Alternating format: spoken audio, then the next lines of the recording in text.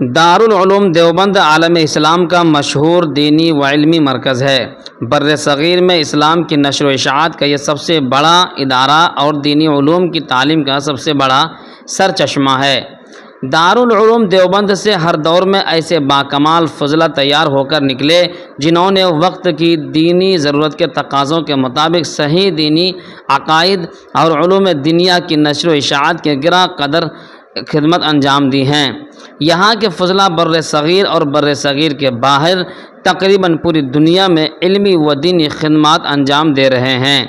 اور ہر جگہ ان کو ممتاز حیثیت سے مسلمانوں کی دینی رہنمائی کا مقام حاصل ہے۔ حقیقت یہ ہے کہ دارالعلوم دیوبند 13ویں صدی ہجری کی ایک عظیم دینی تعلیمی اور اصلاحی تحریک تھی جس نے احیاء اسلام اور تجدید دین کا عظیم الشان کارنامہ انجام دیا۔ یہ وقت کی ایسی ضرورت تھی کہ جس کے عدم تکمیل کی بنیاد پر ہندوستان کے اندر مسلمانوں کے لیے وجود بقا کا مسئلہ پیش آ جاتا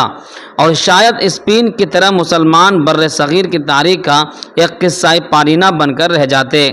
لیکن دارالعلوم دیوبند کی اس دینی اور اصلاحی تحریک نے نہ صرف ہندوستان کو دوسرا اسپین بننے سے بچا لیا بلکہ اس کی کوششوں سے ہندوستان میں قال اللہ و قال الرسول کے وہ زمزمے چھڑے کہ قدیم اسلامی مراکز کا سما بند ہو گیا اور ہندوستان میں اسلامی علوم و معارف کا ایسا چرچا ہوا کہ پوری مسلم دنیا میں اس کے گونج سنائی دی۔ دارالعلوم دیوبند نے ہندوستان میں نہ صرف دینی علوم اور اسلامی قدروں کی بقا و تحفظ کے زبردست اسباب فراہم کیے ہیں بلکہ اس نے 13ویں صدی ہجری کے اواخر سے ملت اسلامیہ ہند کی دینی، معاشرتی اور سیاسی زندگی پر بہت دور رس اور نتیجہ خیز اثرات ڈالے ہیں۔ 1857 کے ہنگامہ انقلاب میں شکست کھا کر مسلمانوں پر بہت پژمردگی اور بڑی قنوطیت طاری ہو چکی تھی۔ اس وقت مسلمانوں کے علمی اور تہذیبی فضا ہولناک سناٹا چھا گیا تھا۔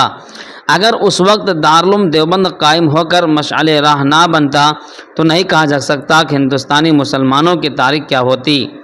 تقریباً گزشتہ 1.5 صدی سے دارالعلوم دیوبند نہ صرف بر صغیر بلکہ تمام دنیا اسلام میں مسلمانوں کی دینی تعلیم کے لیے ایک بے نظیر درسگاہ سمجھی جاتی رہی ہیں۔ جامعہ ازہر مصر کے علاوہ اسلامی اور دینی علوم و فنون کا کوئی ادارہ ایسا نہیں ہے جو اپنی قدامت، مراجعت و مرکزیت اور طلبہ کی کثرت کے لحاظ سے اتنی اہمیت رکھتا ہو جتنے دارالعلوم دیوبند کو دنیا اسلام میں حاصل ہے۔ ہندوستان کے اس چھوٹے سے قصبے میں دارالعلوم کی بنیاد کچھ ایسے بزرگوں کے مقدس ہاتھوں سے رکھی گئی تھی جن کے اخلاص کی برکت سے بہت تھوڑے عرصے میں اس کی علمی عظمت دنیا اسلام میں قائم ہو گئی اور یہ اسلامی دنیا کی نہایت ہر دل عزیز درسگاہ سمجھی جانے لگی اور ممالک اسلامیہ کے طالبان علم دارالعلوم دیوبند میں علوم و فنون کی طلب و تحقیق کے لیے جمع ہونے لگے۔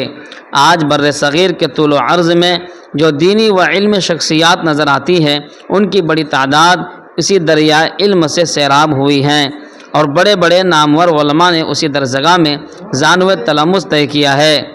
یہ حقیقت ہے کہ علمی خدمات کی گراں مائگی، دینی و اصلاحی تحریک کے وسعت اور احیاء اسلام کی مرکزیت کے اعتبار سے نہ صرف بر صغیر بلکہ دوسرے اسلامی ممالک میں بھی کوئی تعلیم گاہ ایسی نہیں جس نے ملت اسلامیہ کی اتنی وسیع اور اہم دینی، علمی، سماجی اور سیاسی اور تبلیغی و اصلاحی خدمات انجام دی ہو۔ علماء دیوبند کے دینی و علمی، تبلیغی و تصنیفی کارناموں کا بر صغیر ہی میں نہیں بلکہ پوری اسلامی ممالک میں بھی بارہا اعتراف کیا گیا ہے۔ خصوصاً ارشاد و تربیت اور تدریس و تبلیغ کے میدانوں میں یہ سب سے آگے نظر آتے ہیں۔ دارالعلوم دیوبند کے غلغلے سے افغانستان اور بخارا سمرقند تک کی علمی مجلسیں گونج اٹھی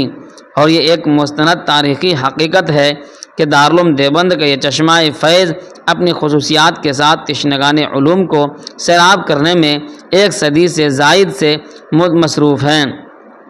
اور پورا ایشیا بلکہ سارا عالم اس چمنستانی نبوت کی خوشبو سے مہک رہا ہے۔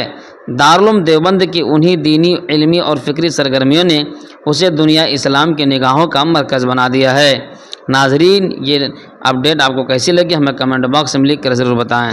اور ہمارے چینل کو سبسکرائب ضرور کریں، بیل آئکن گھنٹا کو بھی دبا دیں تاکہ روزانہ اپڈیٹ ملتے رہیں۔ السلام علیکم۔